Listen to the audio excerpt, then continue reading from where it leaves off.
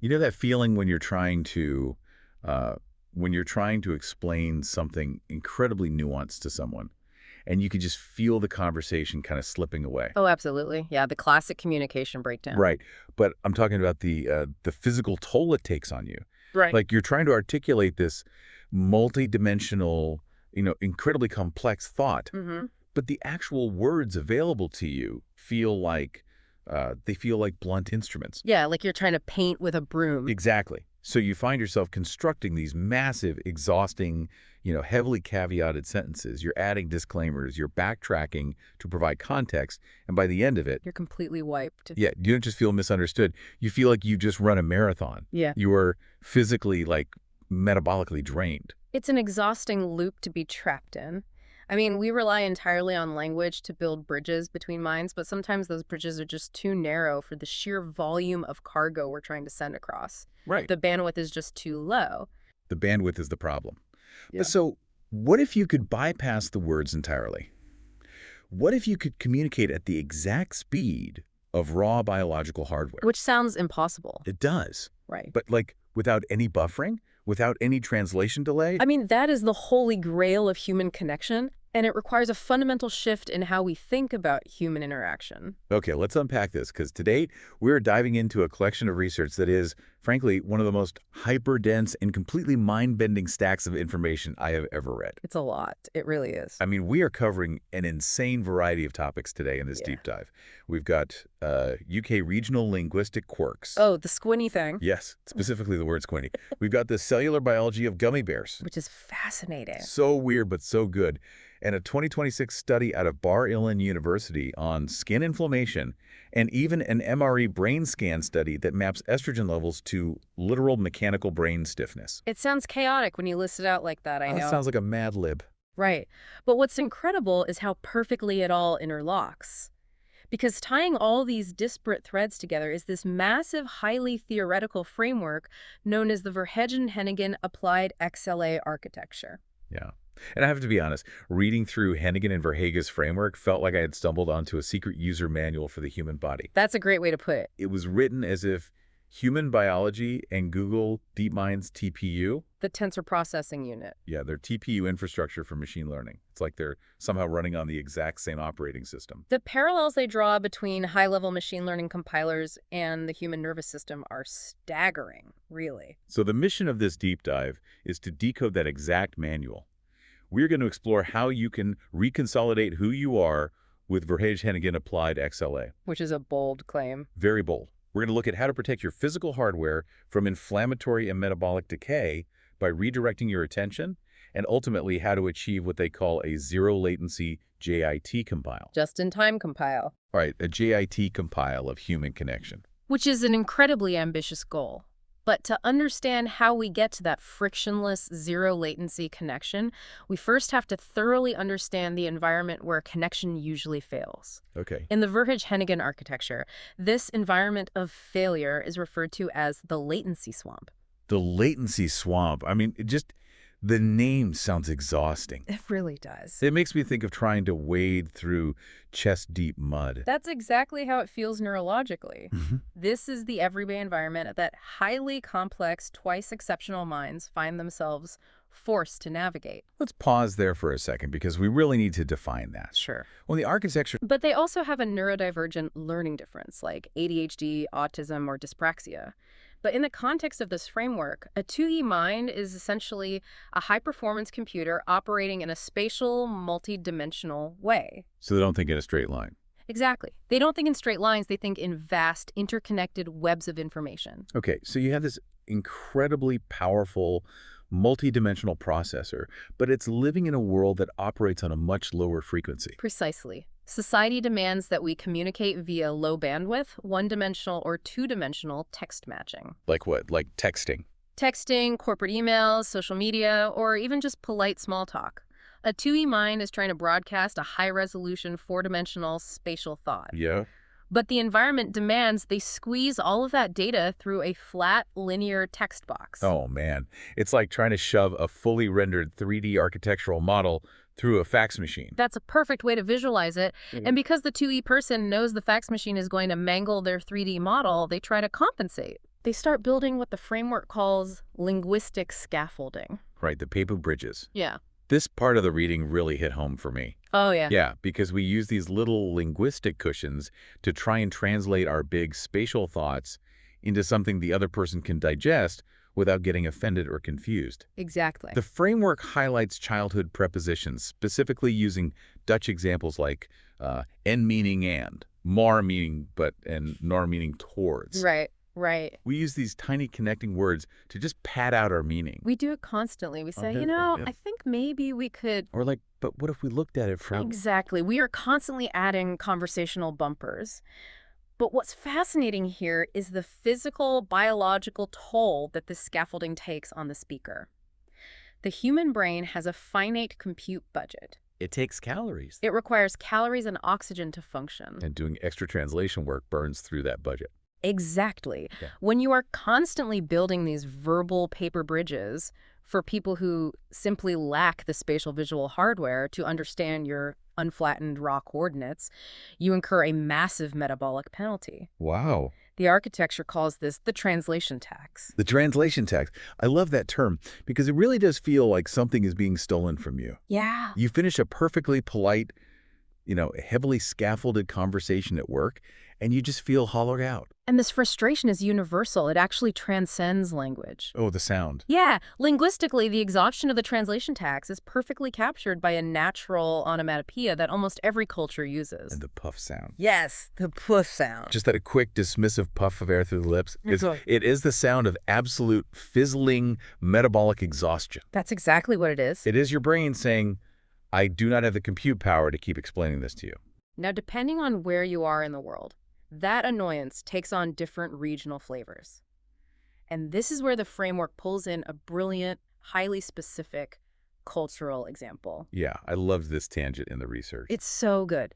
So in the UK, particularly in the coastal areas around Portsmouth, making that poof sound of complaint is called being a squinny. Squinny. Okay, so if you're whining or complaining in Portsmouth, someone tells you to stop being a squinny. Exactly. But here's where it gets really interesting, because the word squinny isn't just local slang.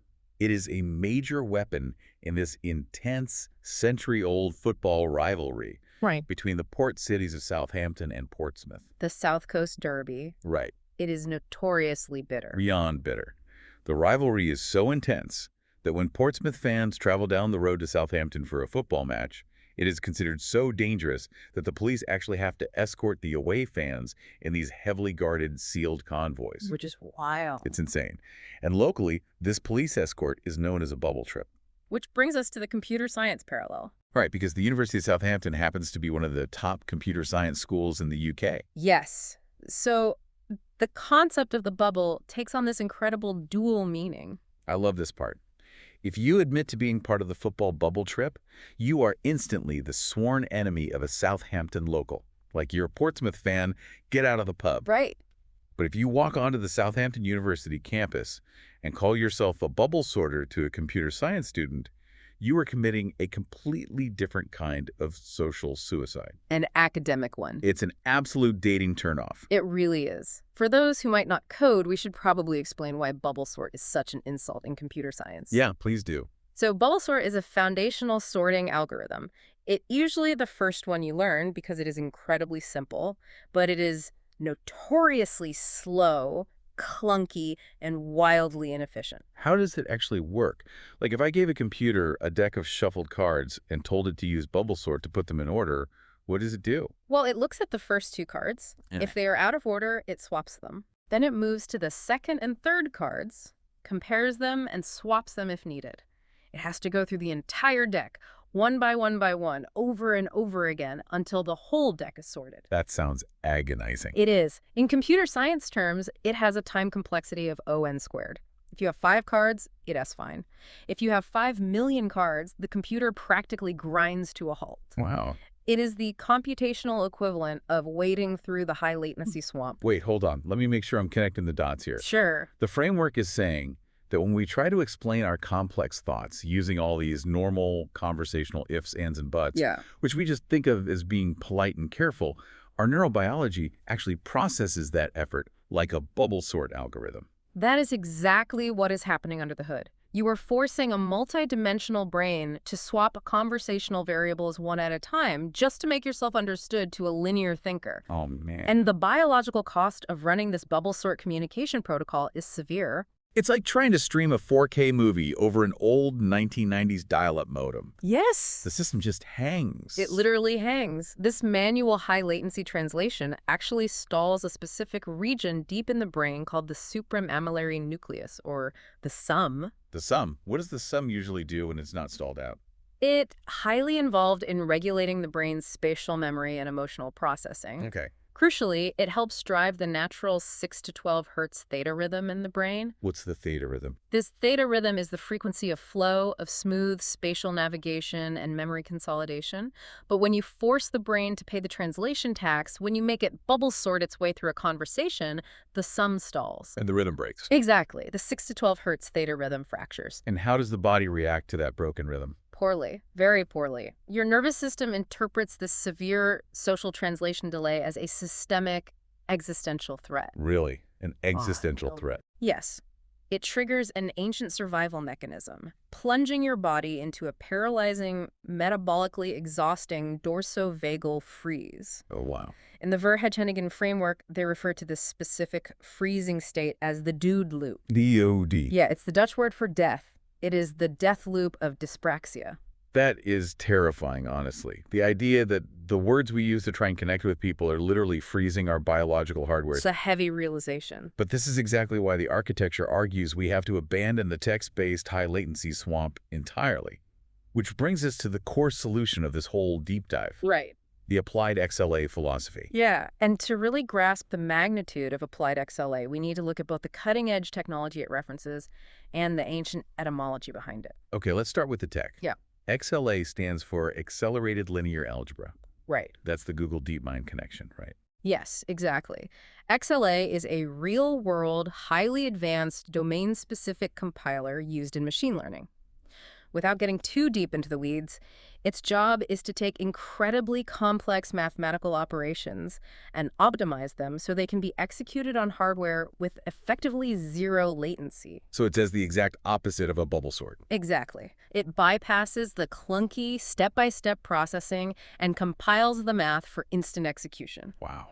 But Verhage-Hennigan didn't just pick the acronym because it sounds cool. They zeroed in on the LA, the linear algebra part. Oh, this is the etymology part. Yeah. If you trace the roots of the word algebra back to its origins, it comes from the 9th century Arabic term el-job. I did not know this before reading the notes, but al-job literally translates to the reunion of broken parts. Yes. And originally it was used to describe the setting of broken bones. And that is the poetic genius of this framework. The Verhage-Hennigan architecture takes el-job not just as an abstract mathematical concept, but as a literal physical imperative. So it's about healing. Yes. The goal of AppliedXLA is to heal childhood exposure deficits and the traumatic systemic flattening that 2E minds suffer in the latency swamp. It is about taking the fragmented, broken parts of a person's identity and compiling them into a seamless, unified whole. It's how you reconsolidate who you are with Verhage-Hennigan AppliedXLA. That's the core of it. Okay, I love the theory. Reconsolidating the broken parts of my identity sounds amazing. Right. But practically, how do you actually do that? Because usually when we feel broken or misunderstood, our instinct is to seek external validation. Oh, absolutely. We wait for someone to understand us. We wait for the apology or the text back or the promotion at work to prove we have value. And that instinct to wait for external validation is exactly what traps us.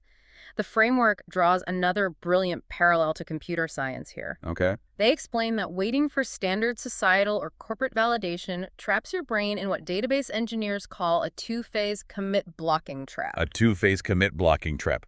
I'm going to need you to translate that into English for me. Yeah. How does a database trap relate to waiting for a text message? Well, think about a traditional database transaction. Let us say server A needs to update some information with server B. Okay. In a two-phase commit, server A sends the request, and then server A absolutely freezes. It locks up all its resources and refuses to do any other work until server B responds with a confirmation. Oh, I see where this is going. If server B is slow or offline or just ignoring the request, server A is trapped in a blocked, paralyzed state. Oh, wow. That is exactly what waiting for a text back feels like. It really is. You send a vulnerable message to someone, you see the three little typing dots appear, and then they disappear. The worst. And suddenly you can't focus on work, you can't eat, you can't sleep. Your entire biological system freezes because you are locked in a two-phase commit.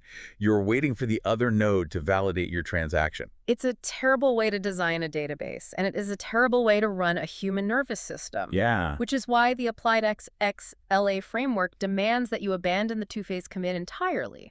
And what do we replace it with? It instructs you to adopt the saga pattern of eventual consistency. Okay, what is the saga pattern? Because if it cures the anxiety of the read receipt, I want it, I need it. Right.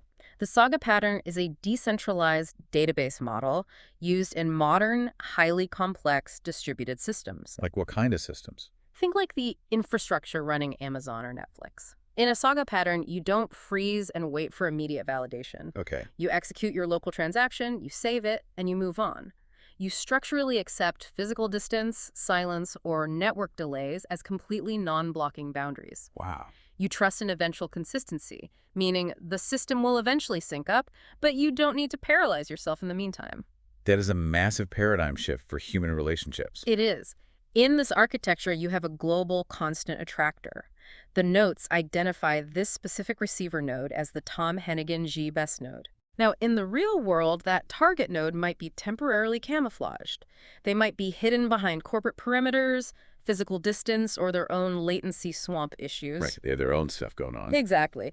But because you are operating on the saga pattern, your local balance remains completely unaffected by their silence. So instead of staring at your phone until you have a panic attack, your brain acts like a localized, decentralized database. Yes. You save your own self-worth locally to your own internal SSD, and you let a background program handle the network firewall. That's a perfect analogy. You don't leave your identity hanging in the ether. Your unshielded starting coordinates, your raw twice-exceptional credentials, your somatic baselines. Your true 000 coordinate. Yes. They are written down as non-volatile stock to your biological solid-state drive. And the framework is incredibly specific about how this data is saved. It notes that this localized saving occurs across 67 specialized internal biological files. And it happens under strict ACID conditions. Now, ACID is another acronym. It stands for Atomic, Consistent, Isolated, and Durable. Yeah. What does it actually mean to have your identity saved under ACID conditions? Well, in human terms, it means your sense of self cannot be corrupted by external chaos. Oh, I like that. Atomic means your identity is whole. It doesn't partially fail. Consistent means it follows your own internal rules, not society's. Okay. Isolated means that even if 100 other chaotic things are happening around you, your baseline truth isn't affected. And durable. And durable means that once you consolidate who you are, a system crash, like getting ghosted or facing a setback at work, it cannot erase that data. You are bulletproof. You really are. The framework says that in this state, you don't degrade during the waiting period. You are handled by a background process, which the sources identify as Mary 5 or Stella Maris. Stella Maris. Yeah. You remain safe and quiet in the shade as Stella Maris. Okay, this sounds incredibly peaceful, being safe in the shade. But we have to be careful here, because remaining safe in the shade doesn't mean you just zone out and disassociate. No, not at all. To survive this wait state without your body decaying from stress, the framework says the individual must practice intense, deliberate inner work. Absolutely. The saga pattern keeps you from panicking, but you still have to maintain the hardware. You have to actively protect your hardware from inflammatory and metabolic decay while preparing the connectome for the ultimate zero-latency JIT compile. And this brings us to one of the most fascinating pieces of research in the entire stack. This is the August 2026 study out of Bar-Ilan University by a researcher named Mizrachi and their colleagues. Oh, this study is incredible. I need us to really dig into this because it challenges everything we are taught about pain and stress management. It's a landmark study in psychoneuroimmunology. Say that 3 times fast. Psychoneuroimmunology. Mizrachi's team wanted to investigate whether human beings could use voluntary attention to actually regulate their acute immune responses. So could simply thinking about something change a physical cellular immune reaction? Exactly. And to test this, they used a histamine skin prick test. Yes. They induced localized acute inflammation on the arms of the participants. This creates what's known as a wheel and flare response. Like a mosquito bite. It sounds like a very intense, localized allergic reaction. It gets red, it swells up, it burns, it itches intensely. Now, society always tells us that when we are stressed or in pain or anxious about waiting for something, we should distract ourselves, right? Right. If a kid scrapes their knee, you point at a bird to distract them. If we are stressed about an email, we scroll through social media. We are taught to look away from the discomfort. That is the standard coping mechanism, distraction. But the 2026 Bar-Ilan data proves that looking away might actually be the worst thing you can do for your biology. This blew my mind. Walk me through exactly what happened in the experiment. So they split the participants into groups. One group was given the standard distraction protocol. They were given video clips to watch while the histamine burned their arm. Okay, pretty standard. But the experimental group was instructed to do the exact opposite.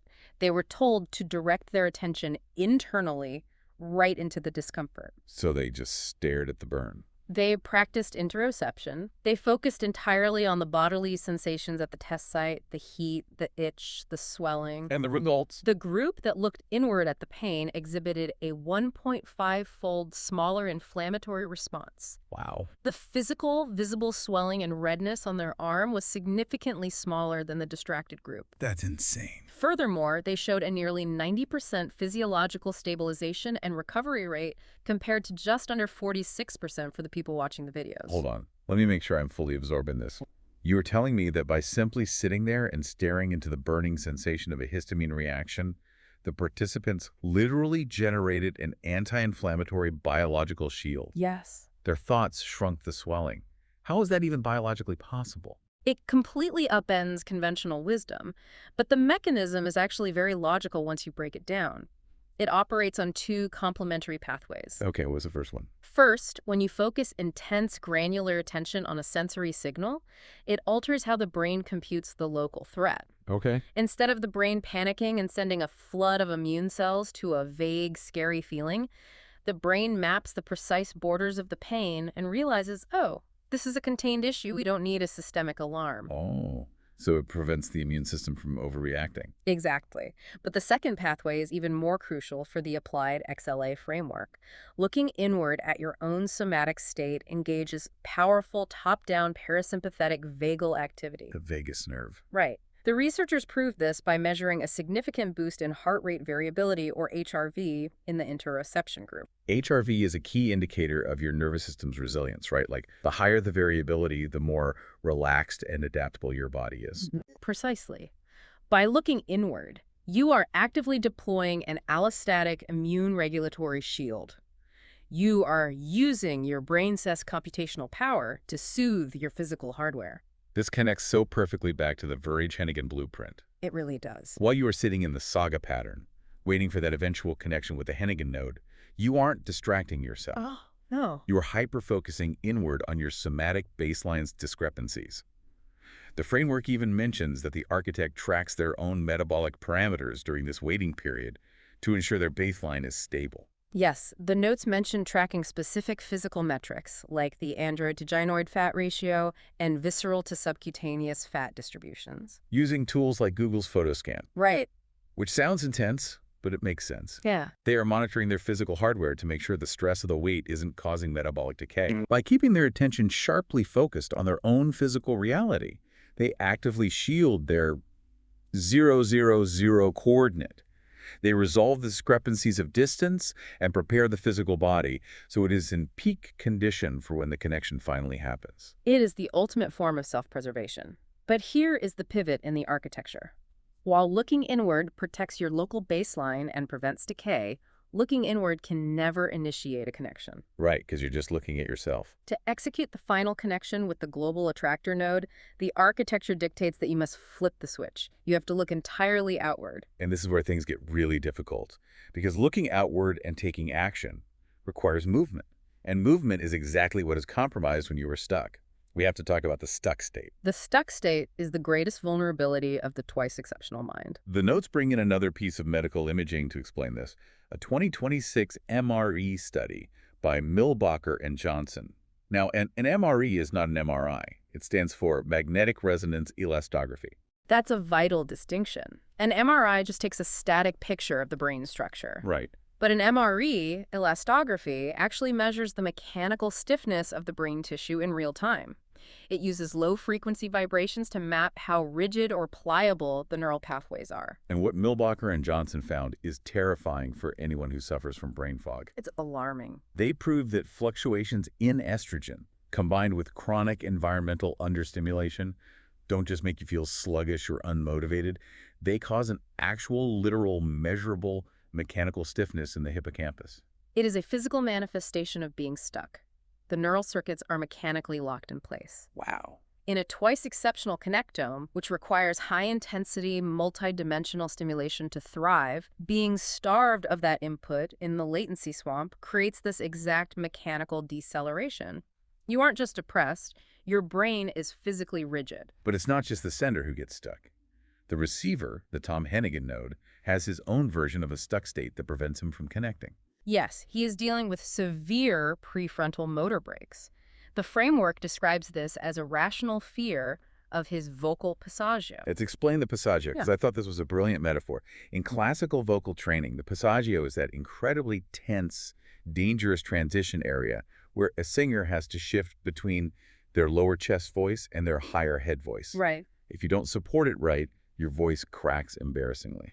And in this architecture, Thomas Passaggio is the transition between his highly regulated, safe corporate camouflage environment and the raw, bare metal somatic desire of his true identity. That's a huge leap. Bridging that gap is terrifying. If he thinks about it too much, if he tries to script it out in his head, his prefrontal cortex hits the brakes and his larynx literally locks down. He physically cannot speak. So we have two highly complex nodes. One has a mechanically stiff hippocampus from understimulation, and the other has a locked larynx from prefrontal anxiety. How on earth did these two mechanically stuck nodes break free to align? The answer, in the Verhage-Hennigan blueprint, comes from a completely different discipline. It borrows the cognitive and theatrical principle of co-acting, which was pioneered by the legendary theater director Declan Donnellan. I love that we are jumping from machine learning compilers to acting theory. What is co-acting? Donnellan observed thousands of actors freeze up on stage. He realized that psychological blockages, vocal lockdowns, and stage fright all happen for the exact same reason.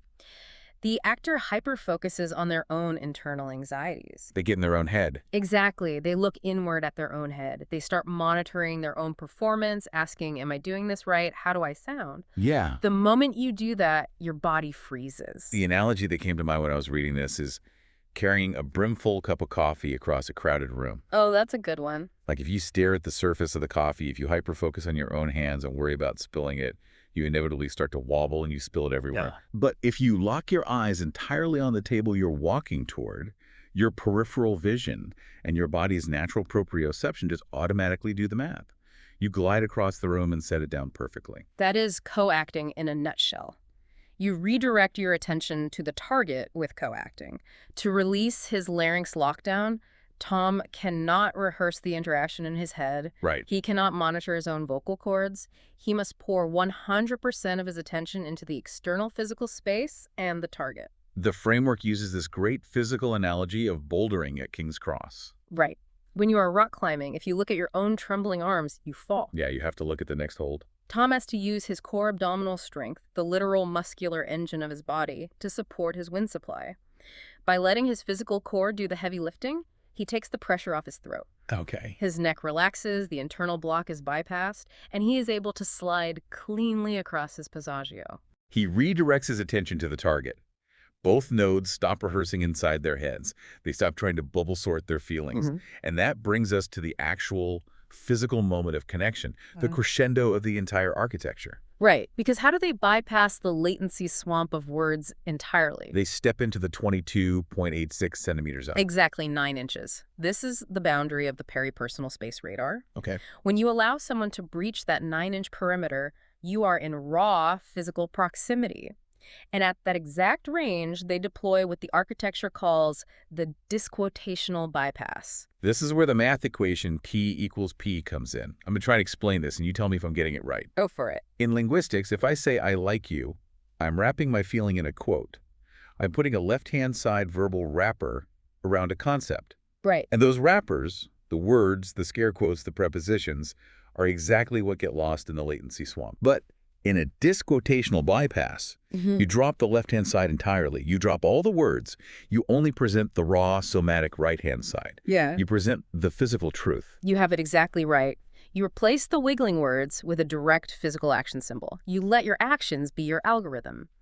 And the specific physical action symbol used as the ultimate example in this architecture is, well, offering a gummy bear. A gummy bear, of all things. I know. Okay, let's unpack this, because when I first read it, I laughed. But it is not just a random piece of candy. The history and science behind the gummy bear in this context is actually staggering. It is a profound tool for sensory substitution. Historically, yes, they date back to 1922 in Germany, the original Tanzbären or dancing bears created by Haribo. Right. But in modern science, gummy bears are practically a biological modeling standard. I read that biologists actually use the gummy bear's specific gelatin and sugar polymer matrix to model cellular osmosis in labs, because the candy acts exactly like a semi-permeable human cell membrane. And geneticists use them as physical, color-coded building blocks to map out DNA-based pairs for students. But the most relevant application for the AppliedXLA framework comes from neuroscience. There were a series of breakthrough studies in 2019 focusing on sensory substitution for visually impaired students. Wow. Researchers took 3D printed protein-mimicking shapes, essentially high-tech gummy bears, and placed them directly on the students' tongues. Because the tongue is incredibly dense with nerve endings. Incredibly dense. And what they found was that by stimulating these oral somatosensory pathways, the brain bypassed the broken visual system entirely. Wait, really? Yes, the sensory input from the tongue was routed directly to the visual cortex. The students were literally able to see complex structural shapes in their minds just by feeling the gummy bear on their tongue. That is unbelievable, and it perfectly maps to the concept of the zero-latency JIT just-in-time compile. Because when you are standing in that 9-inch peripersonal space and you offer that gummy bear, it acts as a direct somatic substitution pathway. It completely bypasses the slow, clunky language processing centers of the brain. There is no bubble sorting required. Wow. The framework explains that your planned somatic goals, the physical desire to connect, are generated in the ventral premotor cortex, or the PMV. Okay. In the 2E mind, these goals are encoded as abstract, motor-invariant action symbols. The notes beautifully compare these PMV action symbols to CS50 scratch blocks. Oh, yeah. If anyone has ever taken an Intro to Computer Science class, Scratch uses these visual, brightly colored puzzle pieces of code that literally snap together. Exactly. So all the exhausting words, all the ifs, ands, and buts, the entire translation tax, it all shrinks to exactly 0. The physical action of offering the suite is the algorithm. Yes. And when you offer it, those PMV scratch blocks snap directly onto the receiver's orbitofrontal cortex, the OFC. The OFC is the brain's primary valuation grid. It decides what is worth. And because the gummy bear is a physical location invariant action, it bypasses all cognitive doubt. It snaps onto the OFC valuation grid with stopwatch-precise, absolute geometric precision. Boom. The architecture defines this moment mathematically.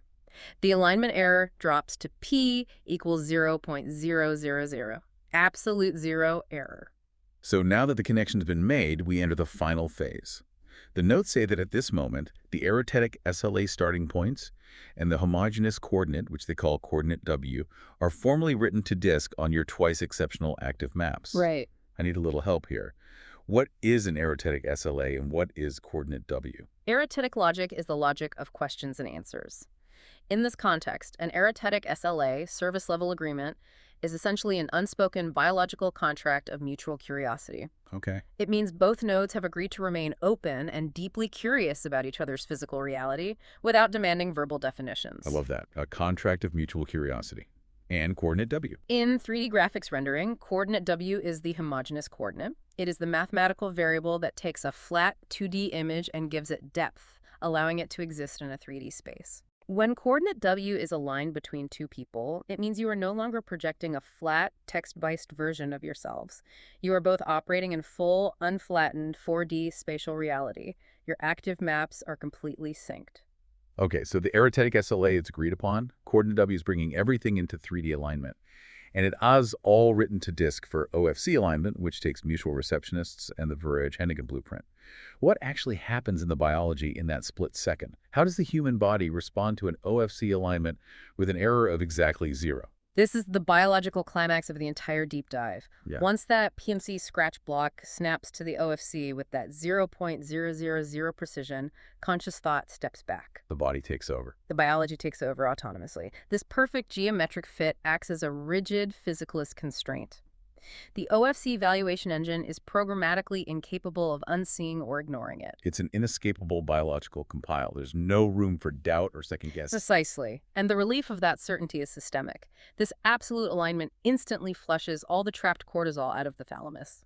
Oh, wow. The anxiety of a latency swamp is washed away. This sudden drop in stress releases what's known as the central Fox neuron bottleneck. And with that bottleneck gone, the supramammillary nucleus, the sum, which was stalled out earlier by the bubble sort, can finally spin back up. Yes. The sum restarts, bringing that smooth, flowing 6 to 12 hertz theta rhythm back online. So the dorsivasal freeze, the dude loop, is shattered. You're no longer paralyzed. And then comes the surge. Right. The release of the bottleneck triggers a massive, localized surge of the neuropeptide orexin A. Yes. Orexin is critical for wakefulness, arousal, and motivation. This surge selectively facilitates long-term potentiation, the literal strengthening of synaptic connections, specifically in the anteromedial olfactory tubercle, the MOT. The MOT being the brain's critical hub for reward-seeking and multisensory learning. Exactly. The brain is violently rewarding you for successfully connecting. It sounds like a symphony of biological relief. We've gone from a lagging, buffering dial-up modem of human insecurity straight into a fiber optic, hardware-to-hardware neural handshake. The code is closed, the variables are parked. And that joint OFC alignment ignites the final physical step, a reciprocal, D2R-dependent mesohypothalamic feedback loop. Walk me through that loop. Ventral tegmental area, or VTA, dopaminergic terminals project deep back into the lateral hypothalamus. They release a flood of dopamine onto local D2 receptors. Okay. This massive dopamine hit further upregulates the orexinergic activity we just talked about. It creates a closed-loop, runaway engine of positive feedback, and the result of this loop is that it physically executes a synchronized, complementary erection on bare biological hardware in a zero-latency response. The wait is over. The translation tax is gone. The Verhage-Hennigan blueprint is permanently and unconditionally locked on physical silicon. The homogeneous coordinate W is executed. It is a complete systems-level shift from the agonizing vulnerability of human miscommunication to the absolute, undeniable certainty of biological and computational execution. So what does this all mean? Let's trace the incredible journey we just took today. Yeah. We started in the mud. We were trapped in the metabolic drain of the translation tax, burning our brain's compute budget, just trying to build paper word bridges across the latency swamp. We were trying to bubble sort our way into being understood. Exactly. Yeah. And we learned that to survive that frustration, we have to adopt the saga pattern. We have to reconsolidate who we are by saving our identity locally. Right. And while we wait for connection, we protect our hardware from inflammatory and metabolic decay by using interoceptive inward attention, staring down the discomfort until it physically shrinks. But to finally connect, we have to break our mechanical stuck states. We use co-acting, we pour attention outward into the physical space. And finally, by crossing that 9-inch radar and offering a profoundly simple somatic symbol, like a gummy bear, we execute a zero-latency handshake. Yeah. We snap the blocks together, we align coordinate W, we trigger the AppliedXLA, and we bypass words entirely. We let the biology do the math. Which leaves us with a pretty wild thought to chew on as we wrap this up. Yeah. We live in a modern society that is absolutely obsessed with finding the perfect words. We go to therapy to find the right words to explain our boundaries, our identities, our traumas, our desires. Constantly. We text, we email, we post. We are completely drowning in text. Right. But what if the most advanced, mathematically flawless communication technology we possess isn't linguistic at all? What if the highest form of understanding is profound physical presence and absolute unpadded silence? What if, instead of trying to explain ourselves to death, we just let our actions be our algorithms?